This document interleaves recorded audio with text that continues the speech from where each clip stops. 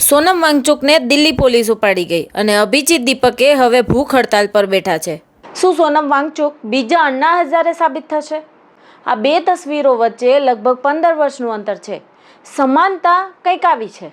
આંદોલન દિલ્હીની સરકાર સામે દિલ્હીમાં જંતર મંતરના મેદાનમાં યુવાનોને કેન્દ્રમાં રાખીને થયા છે। એક સમાનતા રાજકીય મહત્વાકાંક્ષાની પણ છે। સમાજસેવક તરીકે ભારતમાં ખાસી સ્વચ્છ ગાંધીવાદી ઇમેજ ધરાવતા અન્ના હઝારેને ફેસ બનાવીને અરવિંદ કેજરીવાલ સ્માર્ટલી રાજકારણમાં પ્રવેશ્યા ને દિલ્હીના મુખ્યમંત્રી બની ગયા હતા।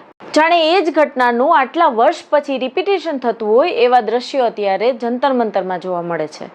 અભિજીત દીપકે નામનો યુવાન રાતોરાત પેપર લીક જેવા સેન્સિટિવ મુદ્દે યુવાનોમાં પોપ્યુલર થઈ ગયો અને હવે ભણેલા ગણેલા પ્રોગ્રેસિવ અપ્રોચ ધરાવતા સોનમ વાંગચુકને ફેસ બનાવીને અભિજીત દીપકે અત્યારે રાજકીય ગ્રાઉન્ડ તલાશી રહ્યા છે।